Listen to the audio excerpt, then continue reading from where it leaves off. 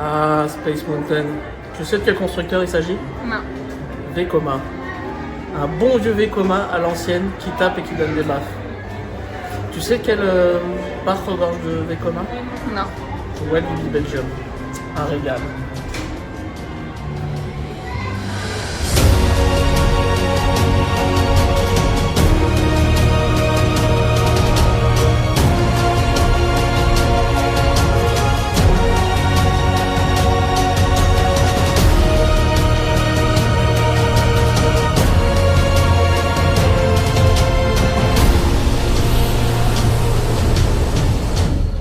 Merci Goutrou pour cette analyse hautement pertinente en introduction. Aujourd'hui les petits potes, on se retrouve pour parler de Walibi Belgium, parc dans lequel je suis retourné 10 ans après ma première visite. Et s'il y a bien un parc qui s'est foncièrement sorti les doigts du cul ces 10 dernières années, on peut dire que c'est Walibi Belgium. C'est un parc qui s'est défait du statut de parc profondément pathétique pour bientôt atteindre celui de parc respectable. Je dis bientôt parce qu'il y a encore pas mal de boulot pour que Walibi Belgium devienne un parc de référence. Porté par de nombreuses nouveautés, de nombreux rafraîchissements et par l'abandon de l'affreux rebranding Wabenskunks, le parc a clairement pris le chemin de la métamorphose. Les nouveaux quartiers entamés notamment en 2018 avec Exotic World apportent un vrai vent de fraîcheur au parc et le dépoussiérage de ses plus anciens quartiers permettent au parc d'avoir un peu plus d'allure. Walibi Belgium profite d'une véritable cure de jouvence entamée il y a quelques années maintenant, cure dont profite d'ailleurs la majorité des parcs de la Compagnie des Alpes. Et ce qui a permis à Walibi Belgium de redorer son blason et de le rendre à nouveau attractif, c'est l'arrivée en 2021 d'un méga coaster Intamin nommé Conda. L'attente autour de ce coaster a été absolument énorme et à travers cette vidéo, vous découvrirez mon avis sur la bête et saurez de fait si pour moi la hype autour de cette machine était justifiée ou non. Il y a néanmoins un sujet qui ne souffre d'aucune discussion, à savoir que depuis ma visite de 2011, le regain de qualité de Walibi Belgium est clairement notable. En même temps, il y a juste à regarder la liste des attractions présentes en 2011 et celle de 2021 pour comprendre que cette visite de Walibi Belgium allait être beaucoup plus sympa. Bref, trêve de blabla, je vous laisse donc tout de suite avec ma visite de Walibi Belgium, avec ce que j'ai filmé et ce que j'ai monté.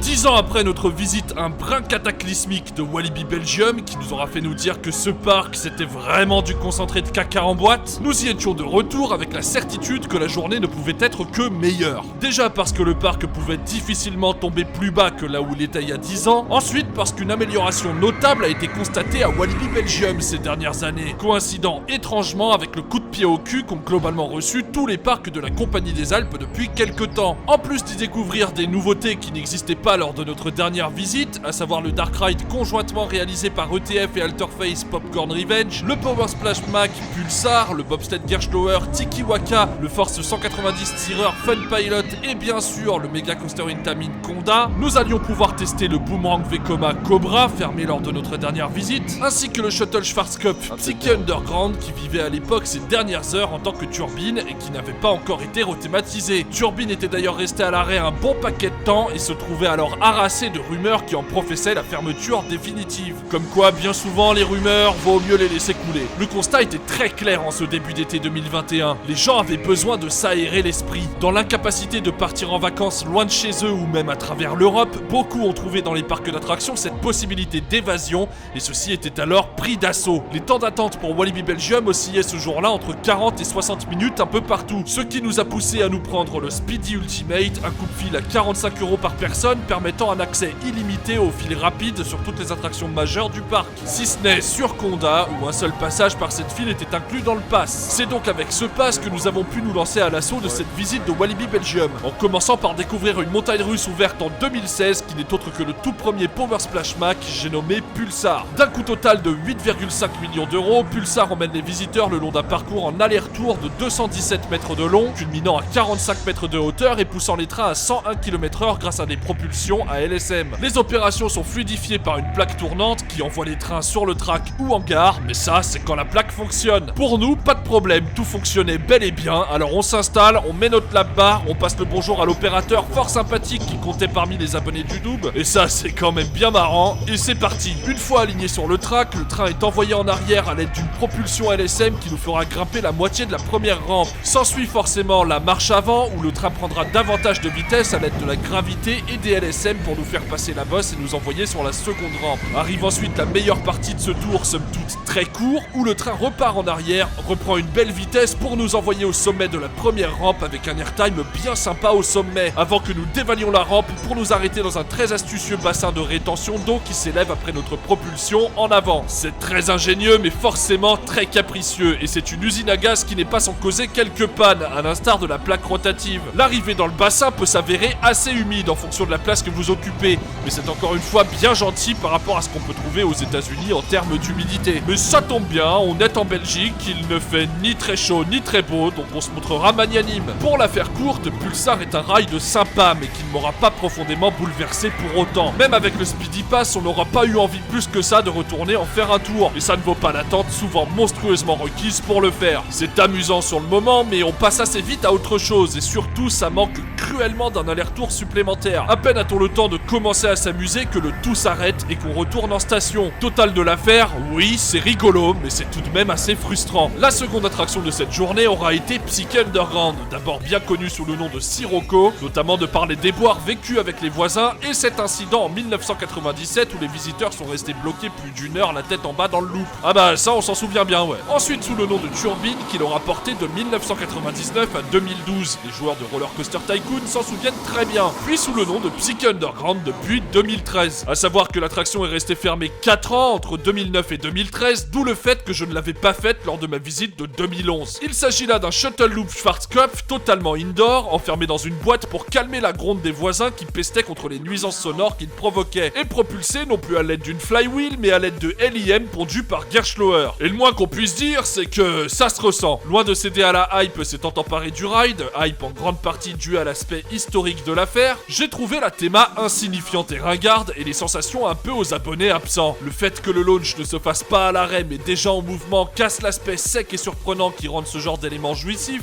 launch que j'ai d'ailleurs trouvé bien mollasson, et le reste n'est pas spécialement aidé par ce layout désuet qui n'a d'intérêt que son loop qui est néanmoins lui aussi assez anecdotique. Je suis sorti de là sans enthousiasme en me disant ok, plus un, on passe à la suite, sans plus d'entrain que ça. J'avoue que je m'attendais à un ride court mais efficace, au final j'ai trouvé ça court et sans grand intérêt. Passé ce léger désarroi provoqué par Psyché Underground, on s'envole tout de suite vers le troisième crédit du jour, j'ai nommé Fun Pilot, à force 190 tireurs à destination des jeunes visiteurs, qui profitent intelligemment du petit espace que lui a aménagé le parc et qui était auparavant désespérément vide. Sans que ça ne casse des briques, la théma est mignonne, cohérente, bien exécutée, et même si on pourrait trouver des choses à redire quant au choix des couleurs, on préfère regarder la balance pour se dire qu'elle penche quand même clairement du bon côté. Si on ajoute à cela la fluidité du ride, on se dit qu'entre ça et le bousin intersidéral qui est en avant ses cotines au parc Spirou, alors Fun Pilot est une franche réussite. Un plus 1 qui comblera sans doute aucun les plus jeunes visiteurs et qui fait le boulot, y a rien à dire. Dans la catégorie des saloperies que nous n'avions pas pu faire en 2011, il y a le Boomerang Vekoma nommé Cobra, un immondice comme il en existe actuellement 56 en fonctionnement sur la planète, et bientôt 57 avec le modèle censé ouvrir cette année à Atra Park, parc situé à Moscou. Sans surprise, c'est violent, ça bave, ça cogne, on n'en retire aucun plaisir, et la partie en arrière est encore plus infernale que la partie en avant, donnant l'impression que tout est plus resserré et rendant la possibilité d'anticipation d'autant plus désagréable qu'elle permet des tartes encore plus violentes que lors de la première partie. Cobra, c'est de la merde en boîte, et il est temps que les parcs se mettent en tête de se débarrasser de ces saloperies hors d'âge sans intérêt aucun. Ah ça c'est une belle merde, ouais. Pour nous remettre de cette merde de Cobra, nous aurons fait une petite pause dans la chasse au crédit pour nous adonner à la découverte de Popcorn Revenge. Et pour tout vous dire, bien que je reconnaisse que l'attraction n'est pas dénuée de bonnes idées, surtout compte tenu de l'espace que les créatifs avaient à leur disposition pour concevoir ce Dark Ride, je dois aussi vous dire que l'attraction part avec une épine assez conséquente dans le pied, à savoir que je ne suis vraiment pas fan des Dark Rides interactifs. Et là, c'est uniquement ce qu'on nous propose avec Popcorn Revenge. Une fois que nous embarquons, nous arrivons dans une salle circulaire servant de dispatch aux véhicules vers les différentes salles. On entre dans une salle pour faire face à un écran, on tire sur des cibles virtuelles à l'aide de pistolets, on revient dans une salle circulaire et on est redispatché vers une nouvelle salle pour tirer sur des cibles. Le tour ne consiste qu'en ça, s'avère de fait extrêmement répétitif et le tout s'avère plutôt pauvre en décoration, puisque Popcorn Revenge s'appuie quasi unilatéralement sur ses écrans. Il n'y a pas d'éléments de décor réels sur lesquels tirer, il n'y a pas d'autre alternative que de piou-piouter à s'en prendre des crampes au bras, et ça ne va pas plus loin. Je comprends l'engouement qu'il peut y avoir pour ce type d'attraction l'attraction, mais clairement, je ne suis pas du tout la cible. Ce n'est absolument pas fait pour moi. Ah bah, je suis pas fan, qu'est-ce que tu veux que je te dise? On en arrive maintenant à une zone ouverte en 2018, répondant au doux nom de Exotic World et faisant montre d'inspiration très clairement orientée du côté d'un certain Crash Bandicoot. Le tout est très bien réalisé, la zone est chiadée, colorée, vivante, détaillée et cohérente. Elle est pour moi le premier véritable pas en avant de Walibi Belgium. C'est celle qui donne naissance à cette volonté de renouveau du parc, davantage que Pulsar. Et la pièce de résistance d'Exotic World, c'est le bobsled Gerstlauer, j'ai nommé Tiki Waka. Cette montagne russe familiale très prisée par les visiteurs de Walibi Belgium s'étend sur 564 mètres, monte à 21 mètres de hauteur pour atteindre une vitesse de pointe de 55 km/h. Parmi tous les bobsled Gerstlauer que j'ai pu tester, il n'y en a pas un seul qui m'ait déçu. Ces machines sont très adaptées aux familles, garantissent de chouettes petites sensations, beaucoup de fun et proposent souvent des layouts biscornus mais toujours finement maîtrisés. Et en cela, Tiki Waka ne déroge pas à la règle. Le Grand 8 profite d'un parcours très sautillant et dansant pour se pavaner au-dessus des allées en tapissant l'ensemble de petites bosses bien fandardes et de changements de direction bien sentis. Les transitions sont fluides et naturelles et c'est un réel plaisir. On saute ici d'un élément à un autre et on arrive sur les freins finaux en se disant qu'on en redemande. Et ce, même si le ride s'avère généreux et ne commet pas l'impair de nous laisser sur notre faim alors que nous commençons tout juste à en apprécier les qualités. Tiki Waka, c'est la meilleure attraction familiale de Walibi Belgium, qui se retrouve régulièrement prise d'assaut et n'est malheureusement pas aidée par son débit qui ne permet pas d'engorger de façon efficace le flux de visiteurs voulant l'essayer dans la journée. D'où le fait que les temps d'attente soient régulièrement conséquents. Néanmoins, il serait dommage de faire l'impasse sur ce ride qui dispose de suffisamment d'arguments positifs pour que vous vous décidiez à vous lancer dans sa file d'attente sans regretter votre choix une fois descendu de l'attraction. Allez, bye bye Exotic World et merci pour ce bon moment de fun, mais là, il est temps pour nous de passer aux choses très sérieuses. De passer à la raison première de notre retour à Walibi Belgium. De passer à du méga coaster Intamin de très grande classe. Vous l'aurez compris, le temps est venu pour nous de passer à Conda. Élevant son intimidante stature à quelques 50 mètres de hauteur et se trouvant isolé du reste du parc comme s'il s'agissait d'éloigner un maximum les visiteurs de la menace qui plane au-dessus du temple tribal érigé pour honorer la bête. Ouais, je t'invite toi aussi à essayer de dire la phrase que je viens de dire sans respirer. Conda appelle irrésistiblement le rider téméraire à venir se confronter à lui, à l'instar d'une sirène qui piégerait ce marin aguerri sous un champ mortifère sans qu'il ne puisse résister à une seule note. La file, pour l'instant très sommaire, s'étire au-delà de la première descente avant de nous faire revenir vers le temple. La végétation balbutiante donne pour l'instant à voir une espèce de terrain vague, néanmoins propice à l'observation minutieuse du coaster qui s'entortille le long d'un layout particulièrement biscornu et pour le moins bandant. Mais avant de monter sur le dos de la créature, il nous faudra découvrir la gare très joliment faite, à l'ambiance délectable et particulièrement prenante. Y a pas à dire, les références à Phantasialand ont été bien digérées. Tout est fait avec goût et avec un sens du détail certain. Les fresques murales, tout comme celle d'Osiris au parc Astérix, racontent ici aussi une histoire, laissant bien avoir la patte avertie et habile de Julien Berteva. Les murs et les plafonds sont totalement habillés et l'illusion que ce temple vit bel et bien est appuyée par le jeu de lumière qui aide à mettre le travail d'ornement de la gare en perspective. Je terminerai par parler du fait que des hurlements de la créature ainsi que des tambours martelés frénétiquement accompagnent le départ et l'arrivée de chacun des trains, ajoutant ainsi à une mise en scène visuellement efficace et sonoriquement très cinématographique. Passez-moi les barbarismes. Aucune mélodie n'accompagne Conda, mais des tambours et un sound design chiadé qui déverse cet environnement dans une atmosphère chargée et tangible. Un parti pris certes minimaliste mais vraiment viscéral qui peut faire penser au Galaxy's Edge de Disney et qui fonctionne ici à merveille. La petite considération ornementale posée là, il est désormais temps de parler de la bête en elle-même. Une fois assis dans des trains assez différents de ceux de Taron, entendez par là qu'on est assis bien plus bas que sur le coaster allemand, on grimpe un lift qui se mettra à accélérer une fois à mi-hauteur. À son sommet, le train s'adresse très rapidement au vide qu'inspire cette drop inclinée à 80 degrés et possédant un twist certes moins impressionnant que celui d'Expédition GeForce car le curseur est moins poussé que sur celui du coaster d'Holiday Park, mais faisant tout de même un très bel effet. Et à l'arrière, c'est encore plus délectable de se faire aspirer là-dedans, vous pouvez me croire. S'ensuit après cela un camelback extrêmement saillant qui donnera lieu à l'un des éjecteurs les plus puissants que j'ai jamais ressenti sur un grand 8. Vraiment, c'est à la fois violent et jouissif. C'est ce genre d'éléments qui nous font tant aimer les montagnes russes. Ce camelback, c'est de l'art, tout simplement. Après cela, nous aurons droit à une nouvelle superbe bosse inclinée vers la gauche, qui nous mènera vers ce qui est à mon sens l'élément le plus esthétique du parcours, mais également le moins intéressant en termes de sensations, à savoir le non-inverted Cobra Roll. On le passe sans trop y éprouver quoi que ce soit et on se dit que ça manque cruellement de saveur. On se dit vraiment que ça ne répond pas aux espérances qu'on pouvait mettre en lui quand on le voyait de l'extérieur. Mais qu'à cela ne tienne, on lui pardonne cette tentative, cette prise de risque, et on se dit que ça aurait pu être aussi génial que le non-inverted loop d'Hollywood Rip Ride Rockit situé à Universal Studios Florida. Coaster dont je parle dans la vidéo que vous pouvez regarder en cliquant sur le lien lien qui apparaît en haut à droite. Bref, ce non-inverted Cobra Roll, ça se tentait quoi, et on ne va pas leur reprocher ça. Le layout de Conda nous propose ensuite une nouvelle bien belle boss ainsi qu'un Stengel Dive qui font totalement le taf,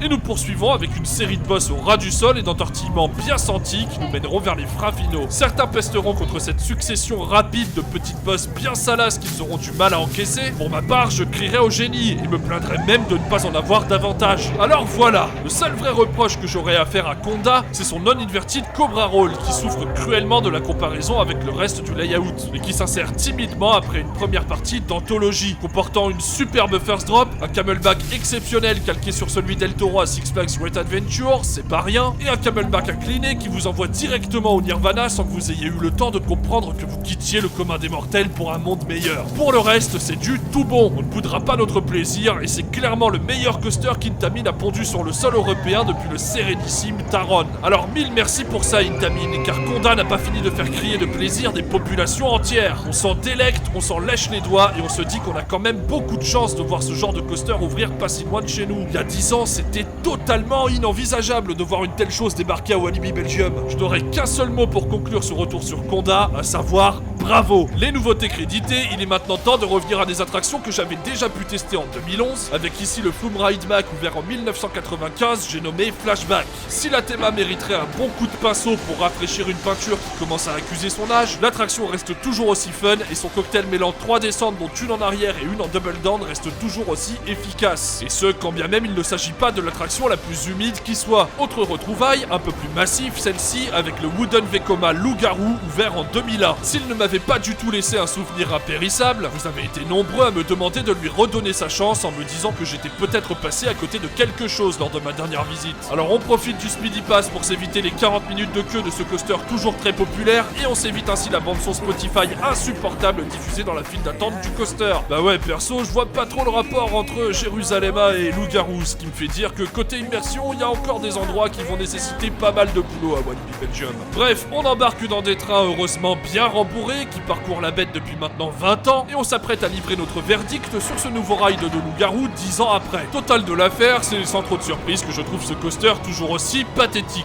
Les vibrations omniprésentes qui nous font littéralement rebondir de gauche à droite et de haut en bas empêchent totalement de profiter du layout. J'ai toujours le même problème avec ces bankings claqués au sol et seul le passage proposant une série de boss dans la structure possède un tant soit peu d'intérêt. Pour le reste, il est temps que Loup-Garou ait aussi droit à sa cure de jouvence, à l'instar de Tonnerre de Zeus et de Robin Hood. Parce que là, c'est vraiment pas ça qu'est ça. Rayon attraction que je n'avais pas pu faire en 2011 tant il y avait de queue pour y monter, je vous propose Dalton Terror. Une free-fall Intamin ouverte en 1998, amenant ses passagers à 77 mètres de hauteur pour les relâcher dans le vide où ils atteindront 80 km/h. Je ne suis pas du tout intimidé par ce genre de machine et ne l'ai pour ainsi dire quasiment jamais été. Je me souviens toujours de ma première free-fall Intamin, à savoir la désormais nommée Anubis Free-Fall Tower, qui possède à peu près les mêmes caractéristiques que Dalton Terror et qui m'avait tout simplement émerveillé lors de mes premiers rides. Ici, je dois laisser Thibaut au pied de la tour car il fait partie de ces riders qui peuvent absolument faire tous les coasters du monde, mais qui ne peuvent pas monter dans une tour de chute libre sans tourner de l'œil. Qu'à cela ne tienne, ce coup-ci, je ne la laisserai pas passer cette Dalton Terror. L'ascension des 77 mètres se fait très rapidement et une fois au sommet, la nacelle se bloque quelques instants pour nous laisser admirer la vue. Elle est ensuite relâchée et l'airtime que procure la chute est absolument dantesque. Ça ne dure pas longtemps, mais ce genre d'attraction vaut son pesant de cacahuètes. C'est amplement validé, aucun doute là-dessus, et je vous invite vraiment à combattre vos peurs si toutefois vous faites partie de ces gens souffrant de vertige ou de surappréhension. Car vraiment, vous ne serez pas déçus d'être monté sur cette bestiole et vous voudrez même en enchaîner un second tour tant ça vous aura plu, j'en suis intimement convaincu. Du côté des attractions qui portent bien leur nom, nous avons Calamity Mine, qui est effectivement une véritable calamité, donc de ce point de vue, on nous ment pas sur la marchandise. Ce Mine Train Vekoma a ouvert en 1992, 3 mois après Big Thunder Mountain à Disneyland Paris. Et si on peut dire que le layout du coaster de la souris parisienne est inventif et bien pensé, on ne peut pas en dire autant de Calamity Mine, qui enchaîne les cités faisandées les unes après les autres. On passe son temps dans des hélix insignifiantes ou des lifts interminables, le confort laisse franchement à désirer, les transitions sont souvent pétées et on se dit que vraiment, entre BTM et cette saloperie, il y a quand même un sacré monde. Et je n'évoquerai même pas le nom de Colorado Adventure pour vous éviter toute syncope, parce que oui, il s'agit bien là de son cousin. Puis si le parc pouvait profiter de cet avis lapidaire pour rafraîchir un peu ces tristes rochers qui commencent eux aussi à bien accuser leur âge, ce serait ma foi une bonne idée. Et la couleur des trains ? On en parle de la couleur des trains ? Enfin bon.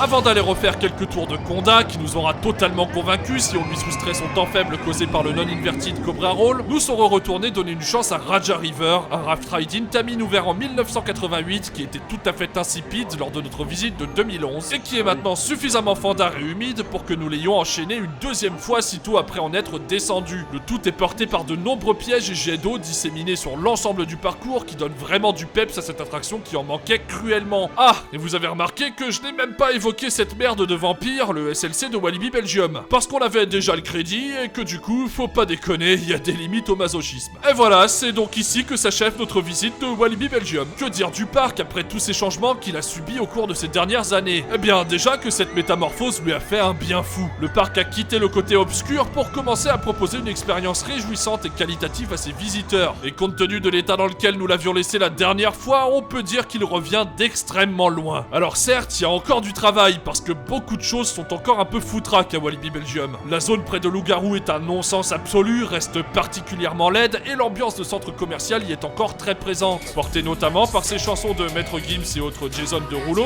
qui n'aident pas forcément à s'immerger dans un univers donné. Autre chose, les transitions entre les zones sont parfois trop brutales. Ça manque très souvent de liant entre les quartiers pour que le parc trouve une véritable unicité, une véritable harmonie et une identité convaincante. Tout fait encore un peu fourre-tout, et les rollers de Web & Skunk se font encore bondir les visiteurs les plus réfractaires à cette sombre période des parcs Walibi. Pour tout vous dire, Walibi Belgium n'est pas un parc qui me fait rêver. Je n'y trouve pas beaucoup de charme, et il fait partie de ces parcs que l'on pourrait qualifier de fast-food du parc d'attractions. Et encore avant, ça ressemblait quelque peu à un Six Flags, et pour cause, Walibi Belgium a été un parc Six Flags, mais c'était un Six Flags sans bonne montagne russe, donc vraiment tous les mauvais aspects d'un parc Six Flags. Pour filer la métaphore, je dirais que Walibi Belgium, c'est pas de la grande cuisine comme Fantasyland, mais ça fait quand même le taf, comme un bon vieux Burger King. Même si, comme pour tout vieux bon Burger King, faut pas en abuser. Il est aussi vrai que tous les points négatifs que je viens de soulever sont en train d'être peu à peu corrigés, et que le parc revient de si loin que ce qu'il est actuellement relève du miracle. Walibi Belgium commence peu à peu à sortir des quartiers qui ressemblent à quelque chose, et le choix des nouveautés fait systématiquement sens et s'inscrit dans une continuité qui dépasse les espérances. Mon petit doigt me dit d'ailleurs que cette dynamique n'est pas prête de s'inverser, et qu'un jour il fera bon se balader dans Walibi Belgium, et que tous les reproches que je peux actuellement faire au parc n'auront plus lieu d'être. En attendant, ne boudons pas notre plaisir, car avoir ici un coaster comme Conda, quand à l'époque le meilleur grand mythe du parc c'était soit Loup-Garou, soit Turbine,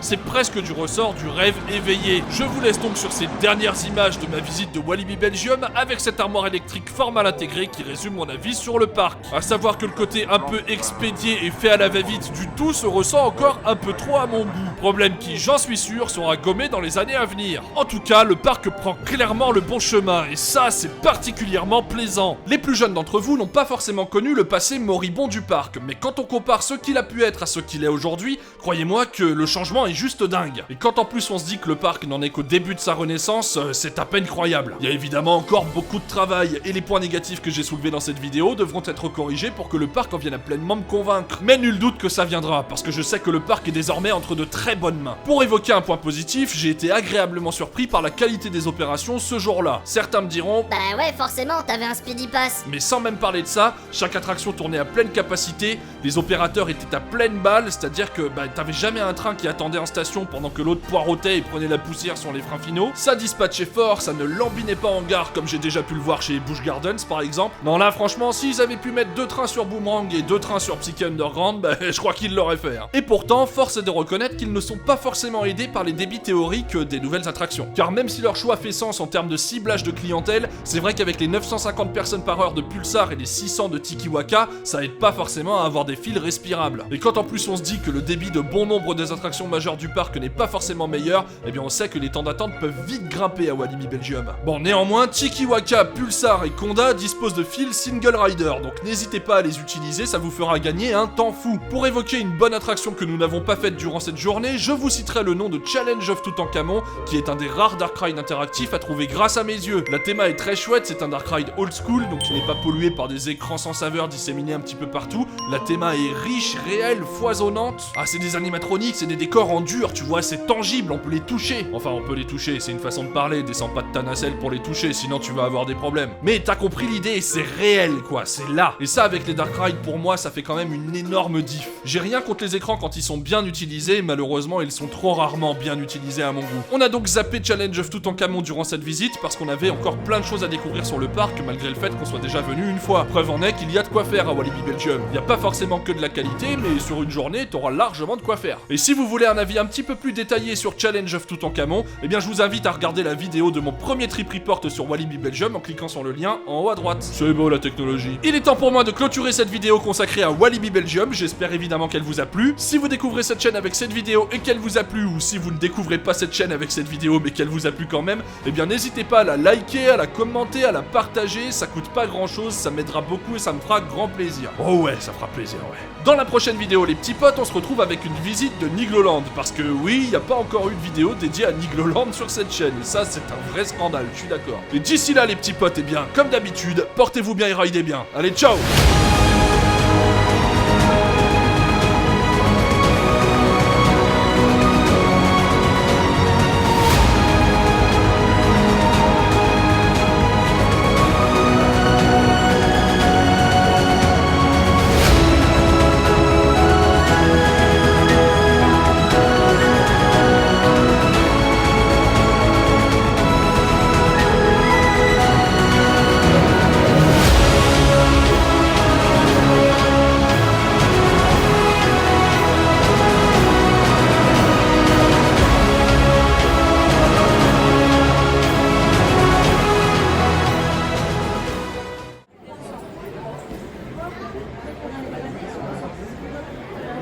Salut les amis, savez-vous que dans le parc Disneyland à la boutique Main Street Motors, il y a un easter egg caché?